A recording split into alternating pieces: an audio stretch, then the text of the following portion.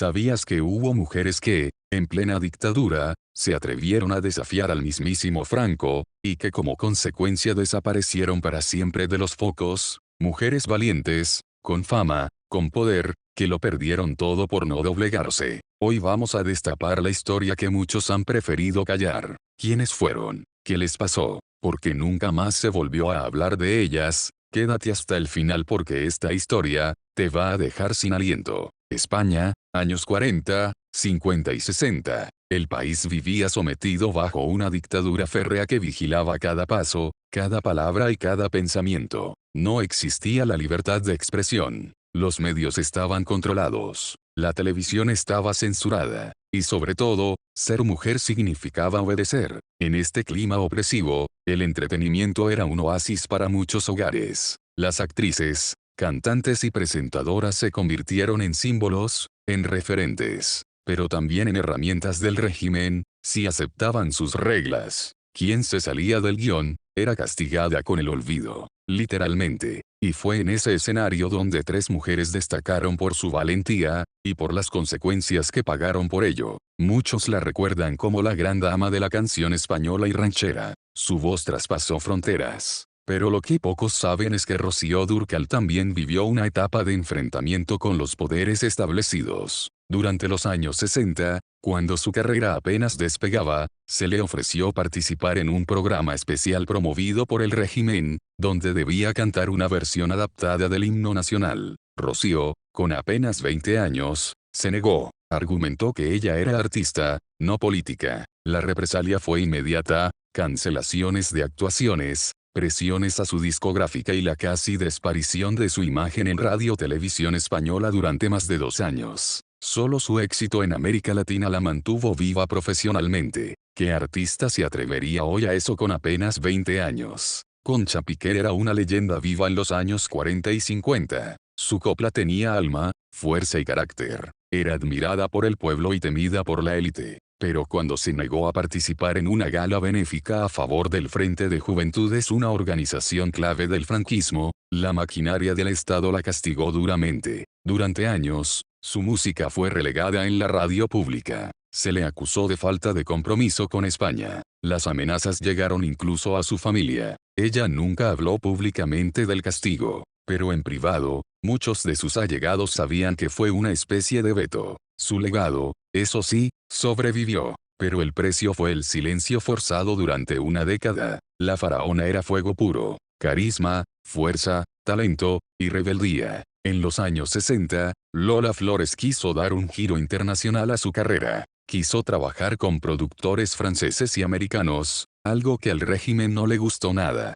más aún cuando en una entrevista en París dijo, «En mi arte, no hay censura que mande». Aquella frase cruzó el charco, y aunque no lo dijo directamente contra Franco, el régimen lo tomó como una ofensa. De la noche a la mañana, desapareció de programas clave. La presión económica la obligó a volver a España y adaptarse, pero la herida quedó abierta. Muchos aseguran que ese veto encubierto fue uno de los motivos por los que tuvo tantos problemas fiscales años después. El Estado no olvida. Durante el franquismo, negarse a colaborar con el régimen o simplemente no mostrarse sumisa a su voluntad tenía consecuencias. En muchos casos, no hacía falta un juicio ni una orden oficial. Bastaba con una llamada, una orden silenciosa o una simple lista negra. Así fueron cayendo muchas voces que brillaban en la cultura española. En esta segunda parte, vamos a conocer las secuelas que sufrieron nuestras protagonistas por ese no que se atrevieron a pronunciar. Tras sus continuas críticas al régimen franquista en sus columnas y reportajes, Maruja Torres fue sistemáticamente vetada de medios como Televisión Española. Aunque tenía una audiencia fiel, sus intervenciones eran recortadas, censuradas o directamente omitidas.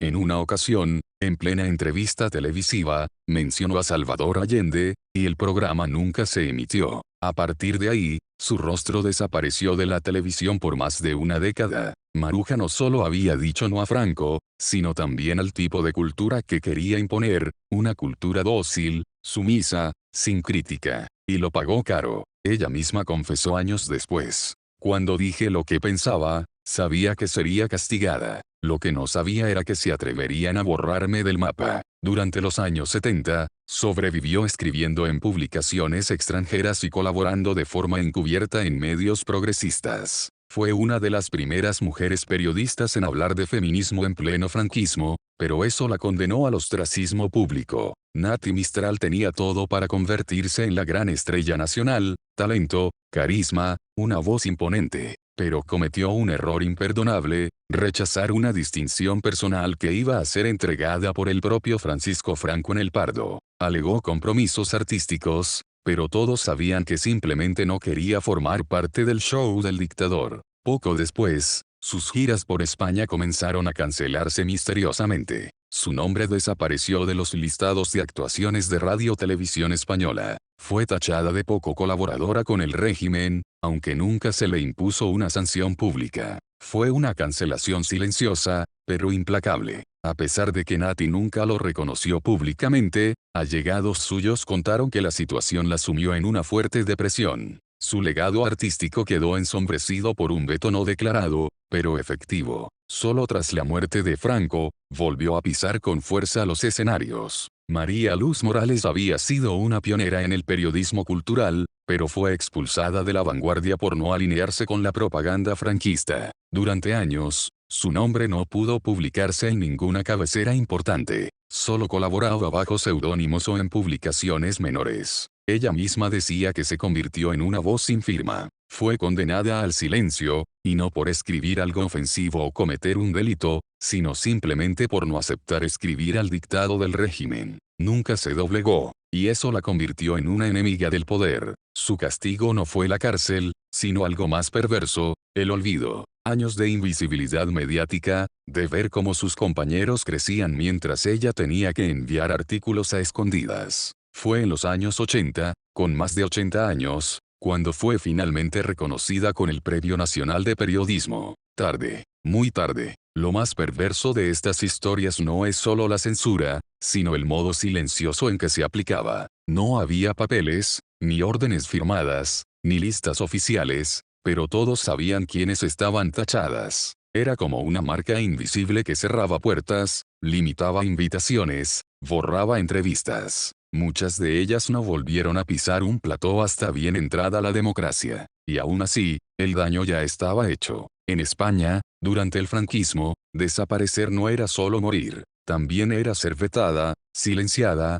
invisibilizada. Mientras estas mujeres caían por su valentía, otras figuras más complacientes eran impulsadas. Personajes afines al régimen, muchas veces con menos talento, ocupaban sus puestos. No importaba la calidad, lo que importaba era la obediencia. Este contraste fue devastador para muchas mujeres artistas y periodistas. Saber que sus carreras se paralizaban no por falta de méritos, sino por no comulgar con una dictadura. Y, sin embargo, nunca renegaron de su decisión. Nunca se disculparon por decir no. Durante décadas, sus nombres quedaron relegados a los márgenes de la memoria colectiva. Las generaciones que crecieron durante y después del franquismo apenas escucharon hablar de Maruja Torres, María Luz Morales o Nati Mistral como figuras silenciadas. Y no porque no fueran importantes, sino precisamente porque lo fueron demasiado. Sus historias incomodaban. Hablar de ellas era admitir que en España hubo mujeres con voz propia,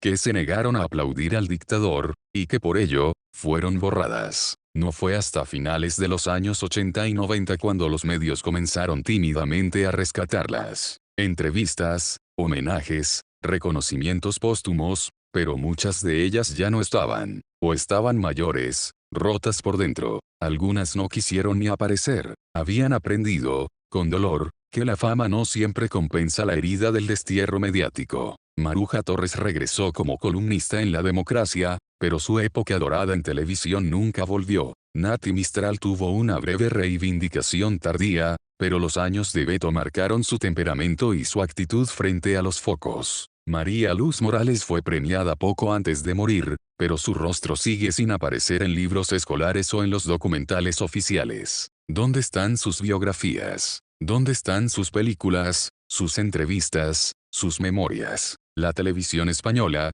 durante años, mantuvo viva la estética franquista aunque el régimen hubiera muerto. No fue hasta hace muy poco que se empezaron a producir documentales con perspectiva de género e histórica. Aún hoy, Si preguntas en la calle por María Luz Morales, pocos sabrán decir quién fue. Pero si preguntas por nombres que sí colaboraron con el régimen, muchos siguen presentes. ¿Qué dice eso de nuestra memoria? La historia oficial ha sido injusta. A los hombres que dijeron no al franquismo se les celebra, pero a las mujeres, muchas veces, se les ha olvidado, como si su rebeldía no contara, como si su silencio forzado fuera parte del precio de ser mujer y valiente. Pero sus historias gritan desde los márgenes, desde páginas escondidas, desde entrevistas recuperadas, desde programas que ahora se atreven a nombrarlas. Y es aquí, en este espacio, donde también queremos darles el lugar que les arrebataron. ¿Por qué desaparecieron? ¿Quién decidió que no merecían seguir brillando?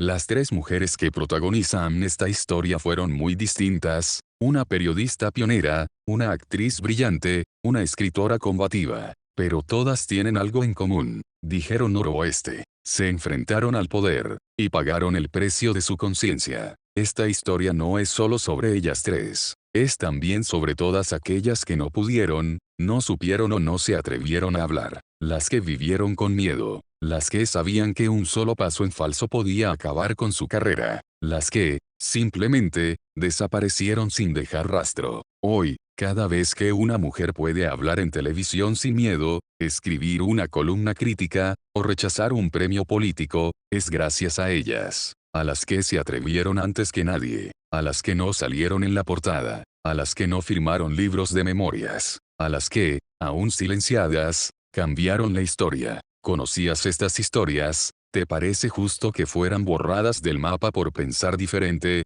¿Cuántas otras figuras importantes habrán sido silenciadas por el poder? Déjame tu opinión en los comentarios, porque este canal está para rescatar lo que el tiempo y la censura intentaron enterrar. Suscríbete para que no se pierdan más historias como esta, porque la historia no la cuentan los que ganan, sino los que se atreven a decir la verdad.